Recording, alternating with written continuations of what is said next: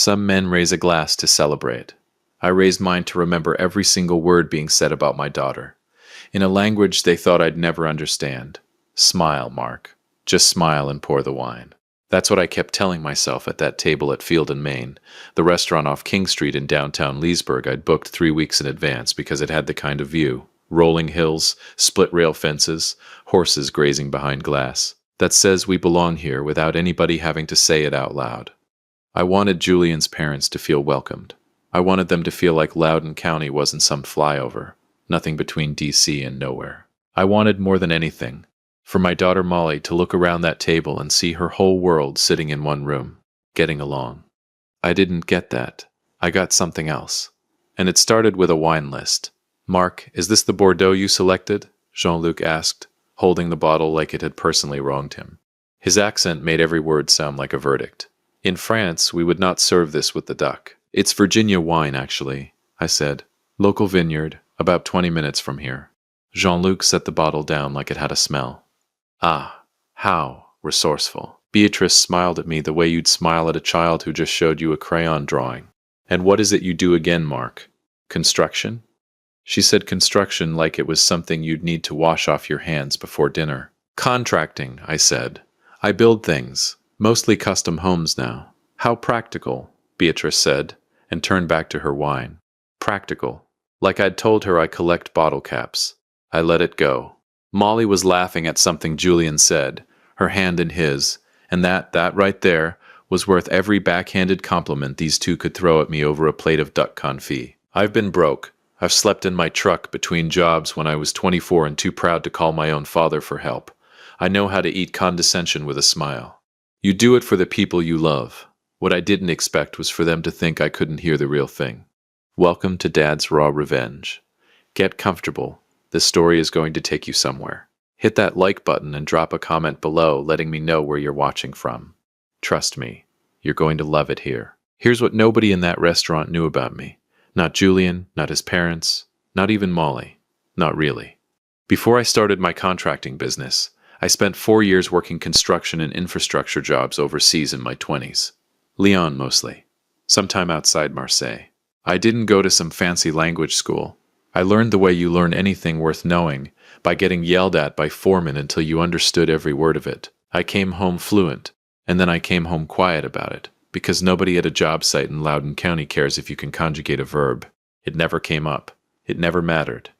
Until it did. About halfway through the meal, Jean-Luc leaned toward Beatrice and said something low, in French, with a small laugh at the end of it.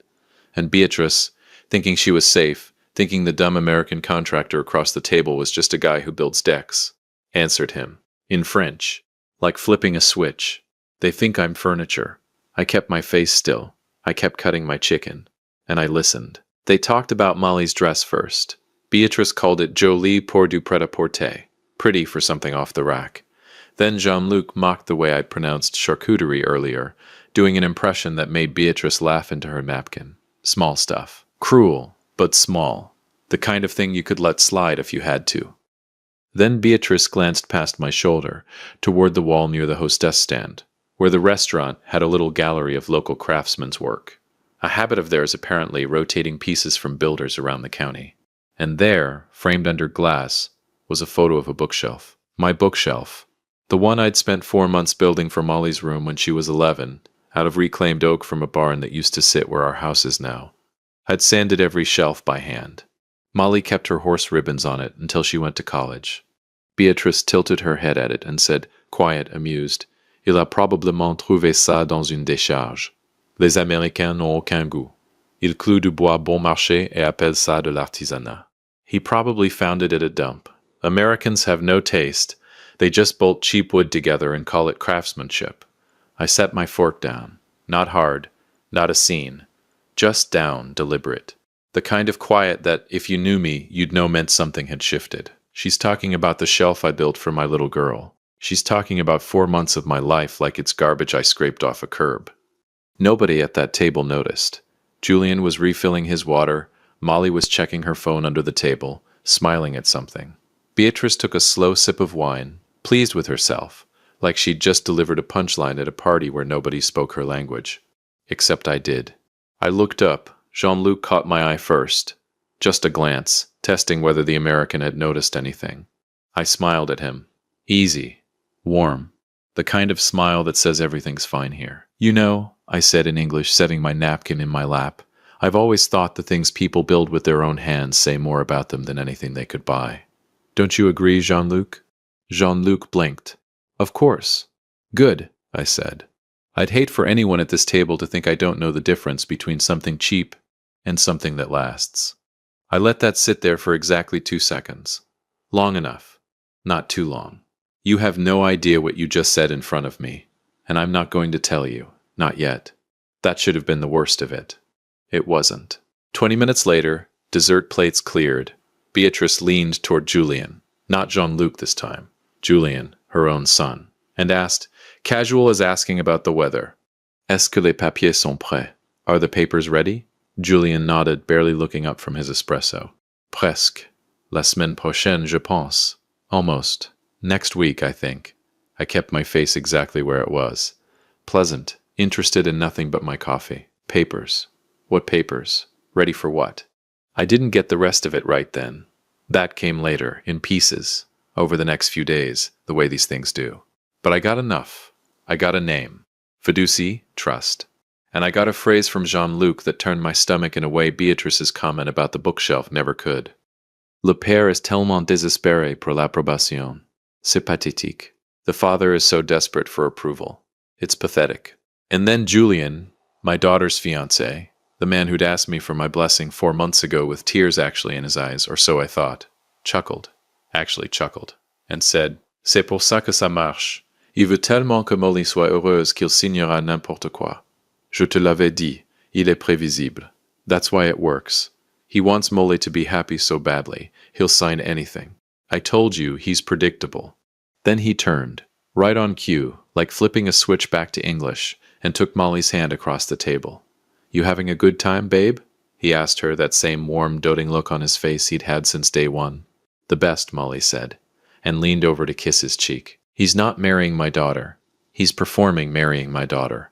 And I just watched the rehearsal. I sat there with my coffee going cold in front of me, watching the man my little girl was about to build a life with hold her hand with the same hand he'd just used to call her father. Predictable. And worse, to call her a means to an end I still didn't fully understand yet. I wanted to stand up. Every part of me wanted to stand up right then, throw that napkin on the table, and ask Jean-Luc in his own language exactly what papers he was so eager to have ready. Don't. Not yet. Not here. Because here's the thing about being a father, something you learn the hard way. If you blow up in a restaurant over something your daughter can't even hear, you're not the hero of that story. You're just the jealous, controlling dad who ruined her engagement dinner. Molly would defend Julien. She'd apologize to his parents on my behalf.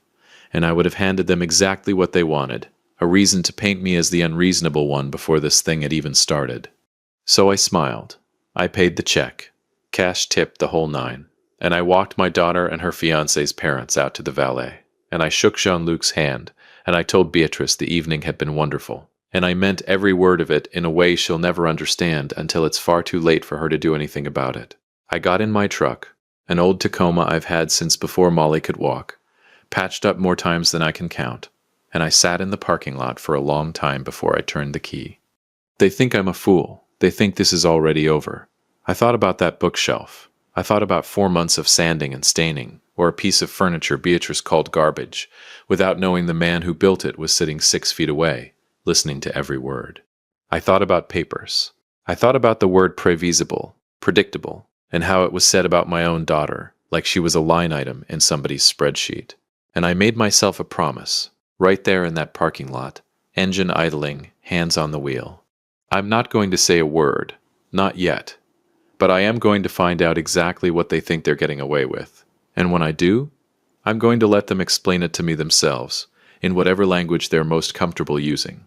I put the truck in reverse, drove home slow, the way I always do on nights when my head's too full to trust myself with a yellow light. Molly texted me before I even got in the door. Dad, thank you for tonight. It meant everything to me that you tried so hard with them. I sat in my driveway and read that message twice. She has no idea what I heard tonight, and it's going to break her heart when she finds out. But it's going to break a lot cleaner than what they've got planned for her. I texted back, "Anything for you, sweetheart. Get some sleep." Then I called an old buddy of mine from my Lyon days, a man named Grant Ferris, who'd gone into corporate risk consulting after he left the field. The kind of guy who knew people in Europe. It was almost midnight. He picked up on the third ring. "Withers? It's been years. Everything all right?" "No," I said. "I need a favor. And I need you to be very, very good at what you do." Zero. They thought the hardest part was already behind them. They thought all that was left was paperwork. They had no idea I was the paperwork. Give them exactly what they expect. A grateful, clueless father-in-law who just wants his little girl happy. That became my job for the next 3 weeks. Not contractor, not father, actor. The morning after the dinner at Field in Maine, I called Molly before I even made coffee. "Hey, sweetheart. I was thinking, why don't Jean-Luc and Beatrice stay at the guest house for the rest of the week? Save them the drive back and forth from their hotel in D.C. Let them really get a feel for how we do things out here." There was a pause on the line. "Dad, are you sure? I know last night was a lot. It was more than you know." "Molly, I want this family thing to work," I said. And every word of it was true, just not in the way she thought. "Let me do this." She got quiet, and I could hear the relief in it. That would mean so much. "Thank you, Dad." I hung up and stood in my kitchen for a second, looking out at the guest house across the yard, the one I'd built with my own. 2 hands the same summer I built that bookshelf, back when Molly was still small enough to hand me nails from a coffee can and call it helping. "You want a front row seat to my life? Fine, come on in. Just remember, I can hear you from every room in this house in every language you've got." Jean-Luc and Beatrice moved into the guest house that Thursday. Julian stayed at Molly's place in town, which was its own kind of relief. One less performance to manage under my own roof. And for the better part of a week, I played my part like I'd been rehearsing for it my whole life. I asked Beatrice about her garden back in Normandy. I let Jean-Luc correct my grilling technique on a Sunday cookout. Virginia-style pulled pork, hickory smoke rolling off my old offset smoker in the backyard, and Jean-Luc standing there with a glass of wine telling me the meat would be better with a proper marinade. I nodded. I smiled. I said, "I'll have to try that sometime," while internally cataloging every syllable that came out of his mouth like evidence. Because it was evidence. I just wasn't filing it in a courtroom yet. You want to underestimate me? Good. That's the only weapon I need. Thursday night, after Jean-Luc and Beatrice turned in early, jet lag, they claimed, though I had a hunch it was something else keeping them tired, I sat in my truck in the driveway with my phone and called Grant Ferris back. "Talk to me," I said. "What'd you find?" Grant didn't waste time on pleasantries. Never did. "Mark, I've been doing this a long time. This one's ugly. Here we go. Jean-Luc Moreau's company, the import business he keeps bragging about, it's a shell. Barely operational. Filed for what's basically the French equivalent of a restructuring 2 years ago, and never recovered. There's tax liens stacked on the family estate in Normandy going back 3 years. We're talking real numbers, Mark. Numbers that don't get fixed by selling off a wine cellar." I sat there gripping the wheel, staring at the dark windows of my own guest house like I could see through the walls. "And Julian?" I asked. Grant exhaled, and that told me before he even said it. Julian's got an active civil suit against him back in France. Failed business venture. Some kind of import-export scheme that went south 2 years ago. Took a handful of investors down with it. Nothing criminal, but it's not nothing either. And Mark, he never mentioned any of this to your daughter. Never. Not one word. "No," I said. "Not one word." "There's more," Grant said. "You mentioned they've been talking about some kind of trust arrangement. Postnuptial, they're calling it. Estate planning." "I'd bet my house it's not estate planning," Grant said. "Sounds a lot more like a lifeline. If they can get access to your commercial land through a joint trust, especially anything structured offshore, that's liquidity. That's collateral. That's a way to keep the whole thing from collapsing without anyone back home ever knowing how bad it got." I sat in the dark for a long moment after we hung up, letting it all settle. They didn't fly 6,000 miles to welcome me into their family. They flew 6,000 miles because I owned something they need.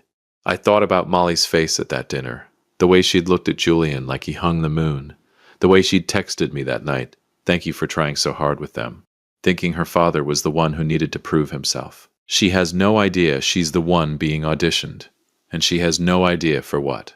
I didn't sleep much that night. The opportunity came that Sunday. I invited them to brunch on the back porch. Virginia ham, biscuits, and a fine French roast I knew Jean-Luc couldn't criticize. Mark, Jean-Luc began, setting his coffee down and adopting his smooth, practiced charm. Julien tells us you own substantial commercial acreage near the highway. In Europe, family wealth is consolidated. We are preparing a joint family trust draft through our estate attorneys, something to protect Molly and Julien long term.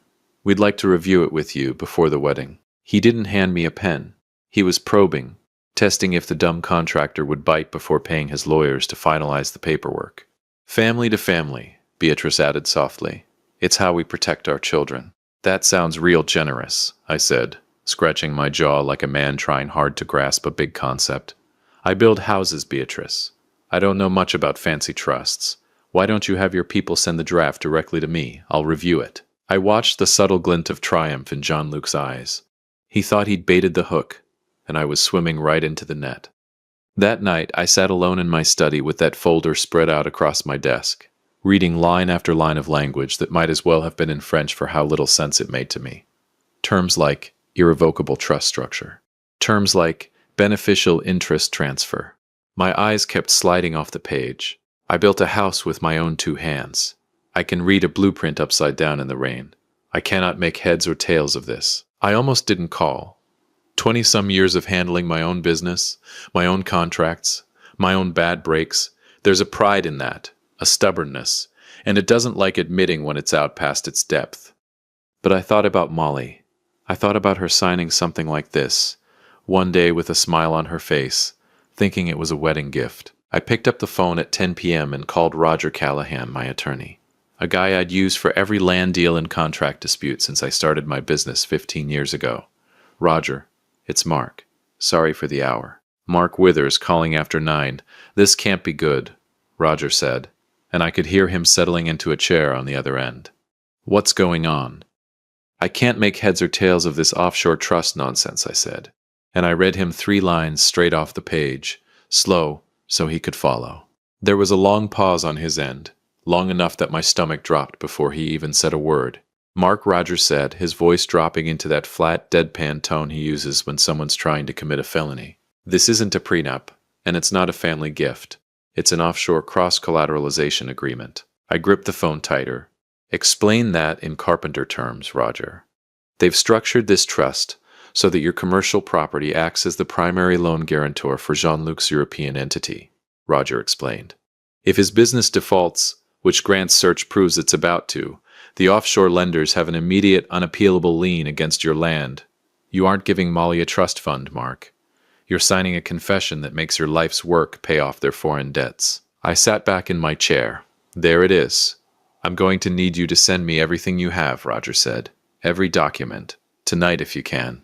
You'll have it in 10 minutes, I said. I hung up the phone and sat there in the quiet of my study, and something in my chest went very, very still. They weren't trying to marry into my family. They were trying to buy it, and they were going to use my own daughter's wedding day to do it. I thought about the bookshelf again.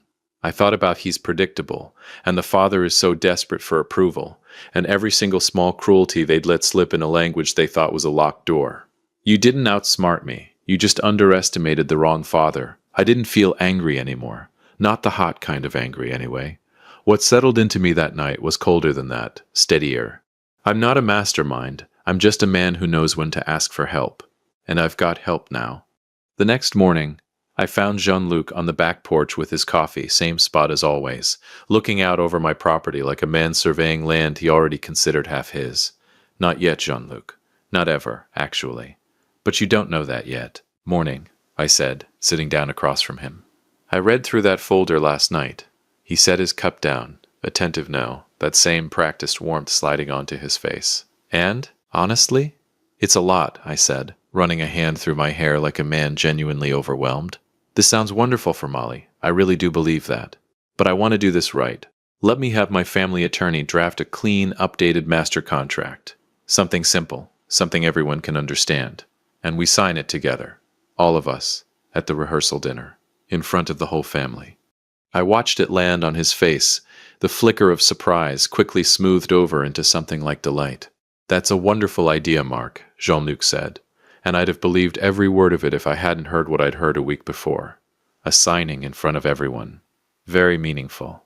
You have no idea how meaningful. Beatrice came out onto the porch just then, drawn by the warmth in her husband's voice, and when Jean-Luc told her the plan, she actually clasped her hands together. "Oh, Mark," she said, "this means so much to us." "It means a lot to me too," I said, and that part, at least, was true. They believed it. I could see it in both their faces. The quiet, private triumph of two people who thought they'd successfully played the fool into signing away his own future. I could practically hear the math running behind Jean-Luc's eyes. Days now. Just days and the estate is saved, and nobody back home ever needs to know how close it came. Let them believe that. Let them pour themselves another glass of my wine and toast to it tonight. It's the last thing they're going to get to celebrate at my expense. The days between that porch conversation and the rehearsal dinner moved slow and fast all at once. Slow in the way waiting always is. Fast in the way a countdown feels once you know exactly what's coming. Roger worked with me every evening, building out the real story into something clean and undeniable. The tax liens, the lawsuit, the exact language buried in that trust that would have handed my land to a man across an ocean.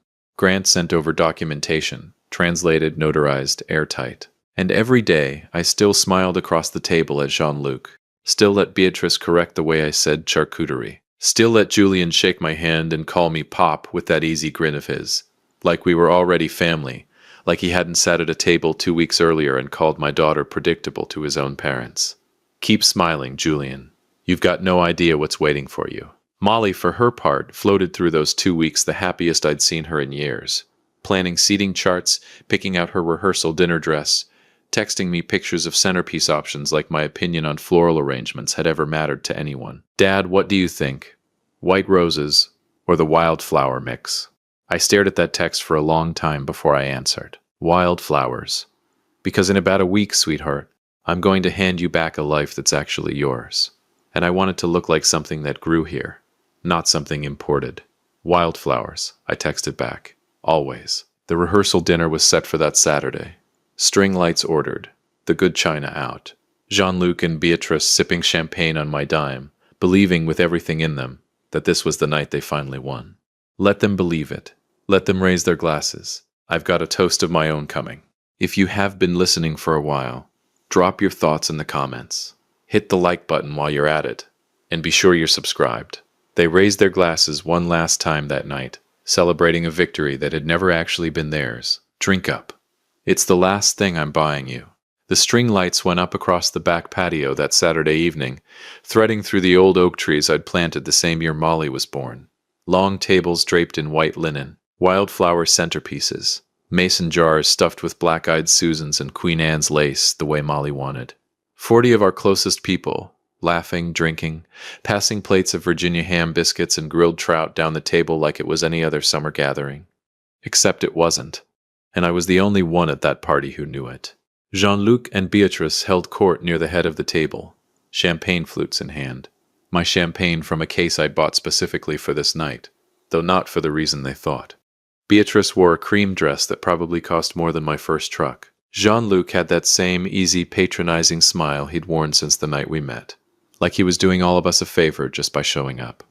2 more hours, Jean-Luc. Enjoy the view. I caught Beatrice leaning toward Julian near the drink table, her voice low, her eyes on me across the yard. I wasn't close enough to hear all of it, not with the band warming up and 40 conversations happening at once. But I didn't need to hear all of it. I'd heard enough of these two by now to fill in the rest just from the shape of her mouth and the smug little tilt of her chin. "Regarde le sourire," she said, and I caught that much clean across the noise. Look at him smiling. Julian smirked into his glass and said something back I couldn't catch. But I didn't need the words.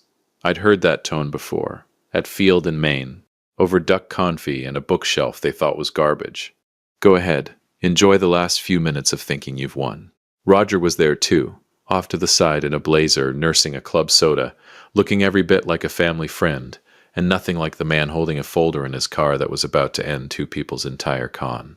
He caught my eye once, gave me the smallest nod. "Ready when you are." I looked over at Molly. She was laughing with her college roommates near the dessert table, her rehearsal dinner dress catching the string lights, happier than I'd seen her in longer than I could remember. "I'm sorry, sweetheart. I'm about to break your heart tonight, but I'd rather break it now than watch them break it slowly for the rest of your life. One lie at a time." I picked up my glass, tapped it once with my ring, the sound cutting clean through the noise of the party. Conversations dropped off one by one, until the only sound left was the crickets starting up in the tree line, and somewhere behind me, a string light buzzing faintly on its cord. "If everybody could give me just a minute," I said, standing at the head of the table. "I promise I won't keep you from the trout for long." That got a laugh. "Good. Let them stay loose. Let them stay comfortable a little while longer. Most of you know me," I started. "I don't love speeches. I'd rather be up on a roof somewhere than up here with all of you looking at me." Another easy laugh. Molly beamed at me from her seat, that same soft, grateful look she'd had since that first dinner. "Thank you for trying so hard with them."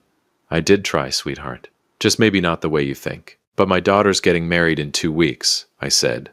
"And I've spent every day since she was born trying to give her the kind of life where she never has to wonder if she's loved, where she never has to wonder if somebody's telling her the truth." I let that sit a second. My eyes moved just briefly to Julian. He was still smiling, still holding his glass loose in one hand, still playing the part of a man with absolutely nothing to hide. Not for long. "I want to thank Jean-Luc and Beatrice," I said, turning toward them, raising my glass slightly in their direction, "for coming all this way to be part of this family. That's not a small thing, flying across an ocean for people you barely know." Jean-Luc dipped his head, gracious, practiced. "The pleasure is entirely ours, Mark." "I'm sure it is," I said. Something in my tone must have caught, because I saw Beatrice's smile flicker. Just barely, just at the edges, the way you notice a draft under a door you thought was sealed shut. "Since our guests traveled all the way from Normandy," I said, turning to face the head table, my voice steady and easy, "I thought it only right to honor them in their native language, especially since they've spent the last 3 weeks assuming I couldn't understand a single word of it." I looked directly at Jean-Luc. The color began to drain from his face. "Je vais continuer en français." The accent I'd buried for 25 years came out sharp and effortless. I watched Jean-Luc's glass freeze halfway to his mouth. Beatrice went entirely rigid. "Pendant 3 semaines, vous avez parlé de ma fille comme d'une affaire commerciale?"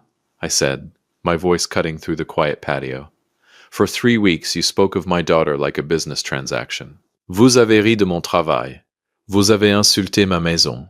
Et vous avez appelé ma fille prévisible, tout en complotant pour voler mes terres. You laughed at my work, insulted my home, and called my daughter predictable while plotting to steal my land." Julian scrambled in his chair, his face flushed red. "Mark, stop tais-toi, Julian," I said, cold as steel. "Shut up, Julian. J'ai tout entendu, chaque mot, depuis le premier soir au restaurant." I turned back to the room and switched seamlessly back to English. I heard every single word. The words hit the table like a dropped plate. 40 faces turned, first toward Jean-Luc and Beatrice, then toward me, then slowly toward Molly, whose face had gone from confusion to something else entirely. Something breaking. "Dad," she started, her voice small. "What?"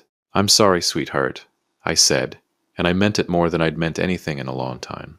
"I didn't want you to find out like this, but I couldn't let you find out after the wedding either." I reached down beside my chair and picked up the folder Roger had brought, the same kind of leather folder Jean-Luc had slid across my porch table 2 weeks earlier. Except this, one didn't have a single lie inside it. 2 weeks ago, I said, laying it open on the table for everyone to see, Jean-Luc and Beatrice asked me to sign a family trust. They called it estate planning. A gift, they said. A way to welcome us into the family properly. I flipped to the first page. What it actually was a transfer of my commercial property into an offshore holding entity controlled entirely by Jean-Luc Moreau. Gasps down the table now. Molly's roommate covered her mouth. Roger stood quietly near the drink table, letting me run this the whole way through. Jean-Luc's company back in France is a shell, I said, flipping another page. It's been collapsing for 2 years. There are tax liens against his estate going back further than that. And Julian, I looked at him now. Steady, no anger in my voice at all, just fact after fact after fact, has an active civil lawsuit against him in France for a failed business deal he never once mentioned to the woman he's supposed to be marrying in 2 weeks. "That's not," Julian started, half rising from his chair. "Mark, that's not what it—" "I'm not finished," I said, and something in my voice made him sit back down. Molly stared at Julian now, waiting. Really waiting. The way you wait for someone to prove you wrong about the worst thing you've ever thought about them. Julian's mouth opened, closed. opened again. Molly, it's not what it looks like. She cut him off, and her voice when it came was calmer than I expected, colder than I'd ever heard from her. You called me cheap, she said. You laughed about my father's house. You made me a pawn in your family's scheme. She reached down, slow, deliberate, and pulled the ring off her finger. Set it down on his plate right next to his untouched trout. I was going to spend my life with you, she said, and you were going to spend yours robbing me. She stood, and instead of turning toward her friends, instead of running off the way anybody might have forgiven her for doing, she walked around the table to where I was standing. She didn't hide behind me. She stood beside me, shoulder to shoulder. That's my girl. I turned back to Julian, who still hadn't fully found his footing, his parents on either side of him gone pale and silent, cornered by their own words coming back to them, in a language they'd never once imagined would betray them. I handed Julian a second document from the folder. Not the trust this time. That's an itemized invoice, I said, for every expense your family's accrued during your stay in my guest house. And a formal notice. You'll need to vacate my property by tomorrow morning. Jean-Luc found his voice first, thin and brittle. Mark, surely we can discuss. We discussed plenty, I said. In 2 languages, apparently. I just didn't join in until now. I picked up my champagne glass, the one I'd raised at the start of all this, and took a slow sip, savoring it, before setting it back down on the table with a small, deliberate click. Oh, and Jean-Luc, I said, I paid for tonight's dinner out of my peasant bank account. I'd say you're welcome, but we both know you don't mean it when you say thank you. I gestured toward the driveway, toward the guest house lit up gold across the yard, the same guest house I'd built with my own 2 hands, the same summer as that bookshelf. The guest house is unlocked, I said. You're welcome to stay there tonight, but I'd recommend calling a hotel instead. The breakfast is better. Nobody at that table said a word. Jean-Luc's jaw worked like he wanted to argue, wanted to salvage something, anything, out of the wreckage, but there was nothing left to salvage, not with a folder full of documentation sitting open on the table, not with his own son's words handed back to him in the very language he thought had made him untouchable. I looked down at Molly. She looked up at me, tears standing in her eyes, but her jaw set, steady, sure. You ready? I asked her, quiet, just for her. She nodded. Together, we walked away from that table, past the string lights, past the wildflowers in their mason jars, past 40 stunned faces and 1 folder that had just ended a con. 2 people flew 6,000 miles to pull off. Behind us, I heard Beatrice's voice crack, high and desperate, calling after us, words I didn't bother turning around to catch, in English or French.